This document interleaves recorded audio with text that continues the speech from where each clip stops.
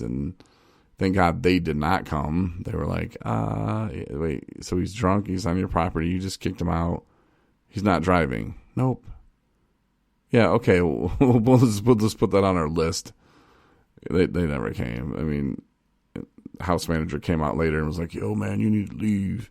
I think in the morning I finally did drive off, I think to another apartment complex, and just like parked in the complex, and just slept in my car for a minute or hours maybe. But after that, I think I stayed in my car for a couple of weeks, I think. And I remember I had a membership at Planet Fitness. And there, I believe they're open 24 hours a day. And I would sleep out there in my car out in front of Planet Fitness. But I would go in there, you could shower, go tanning. I remember I cut my hair in the bathroom once, like in the shower, because I have like a cordless clippers. But yeah, like I thought that was okay. And then I was driving for Uber, doing Uber. So technically, like my bed, which was the back seat, was where I was using to drive people around during the day, man. It was crazy. It definitely was not the life. And then I remember I had to I reached a point, and I couldn't do it anymore. And I think that's where my friend was at tonight, where he just couldn't do it anymore. And we all need help sometimes, and it's okay. It's okay to need help. I couldn't have made it as far as I have without the help that I've been given. And when we're in active addiction, we think that, reaching out for help is a sign of weakness. Like, hey, they were right. And it's okay. It's okay sometimes for them to be right. I'm glad they were right. I did need the help that they said I needed.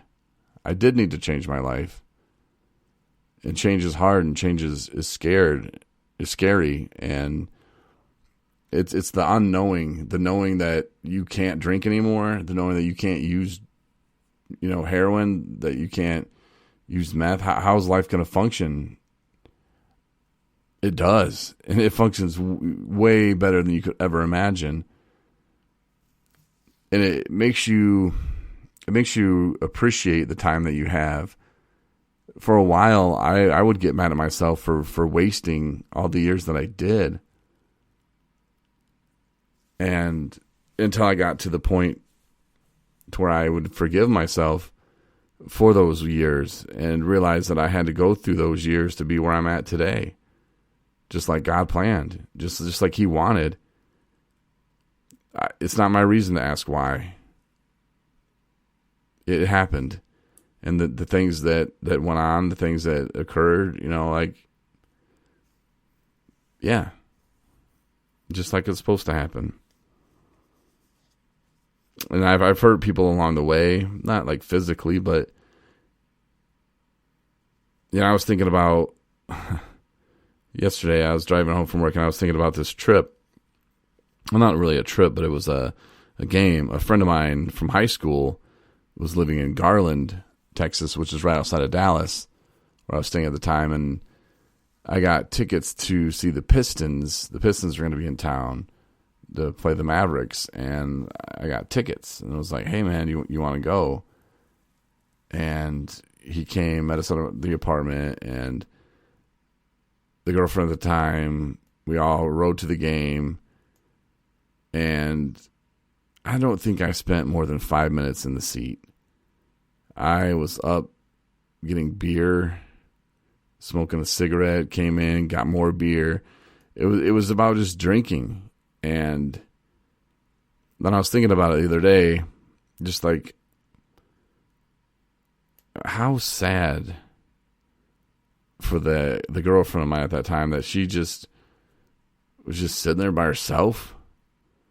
It blows my mind that she would even put up with any of that. I don't know. It made me sad, and it made me want to just sent her a message and was like, I'm so sorry for all that, but life turned out how it was supposed to for her. She has a great job, beautiful family, but she knew better eventually than to cut ties, and that I was never going to change. At least not then. I was 28, 29. I was way too young to be an alcoholic.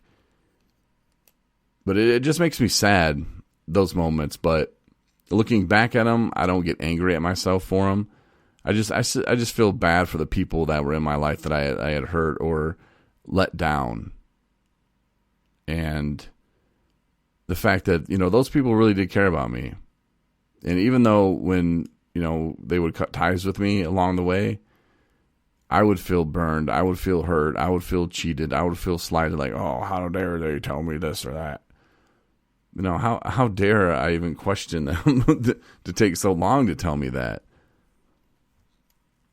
I don't know. It works out how it's supposed to, but like I said, she's got a great job, beautiful family, and I just wish I didn't put people through some of the stuff that I did, but you can't change what happened in the past.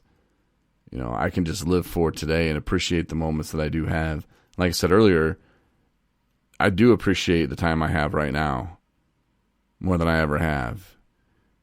And maybe I wouldn't appreciate the time I have now if I didn't go through all that. I'm sure I wouldn't. And some people could be going through life like, oh, I don't even know they have an addiction to hunting or whatever, like addiction is addiction, and it'll jump at you and scream at you, and you'll just be like, oh, it's my friend. You don't realize it. That's the problem with addiction. People will point it out sometimes, and you just don't want to admit it. That's not even a thing. Conversation with a guy tonight about sugar being more addictive than crack, and he's like, no, that's just sugar. I'm like, no, actually it is. Look it up. And obviously the effects of sugar over time will have its effects on you. It could cause diabetes. It'll make you unhealthy. But damn it tastes good, doesn't it? Put a little bit in your pop. Well, I don't put a little sugar in my pop, but I'm just saying, like, the sugar's good, but I mean, it's different effects. Like if you obviously smoke crack, you're like, ooh, I want some more of that. But sugar just as bad, man. You start thinking about, at least me, like a ice cream sundae or something, some pancakes, that stuff. Like, I get turned up for that. But we had that discussion, and I had to tell him, no, I'm not saying it's as bad for you as crack or alcohol, but it's just as addicting. And people were blaming McDonald's. Oh, they're putting sugar in the food and the salt, and it's killing people and making them fat. And it's funny because they're blaming like McDonald's for that, but they're not blaming like other things and other choices that people make. And they just think, oh, well, it's McDonald's for doing this and doing that. Well, there's sugar and other things too, and there's bad things in pretty much everything. So that's really something I really don't want to go down. That's not what I really want to talk about tonight. But I did want to talk about God. I want to talk about my friend. I want to talk about that memory lane that I kind of went down earlier. And overall, a great day, though. And I thank you for listening. I really do. This is shorter than, I guess, most of them. But I really don't want to step on Marnie's toes because she's going to be on the podcast tomorrow. And she has something great to talk about. And like I said, I don't want to steal her thunder, but I'll tease it. It kind of has the same thing to do with a friend reaching out and her going back down her own memory lane and the pain that she had caused some people. But I'll let her tell that story tomorrow on the podcast. So give that a listen. Thank you for listening tonight. I really appreciate it. And share it with your people, man. Share it with your people that are true and real. And hopefully, if you got something out of it, that's great. Maybe you just like to hear my intro or hear me talk about my cat. She's doing wonderful. But have a great night, and I'll talk to you tomorrow.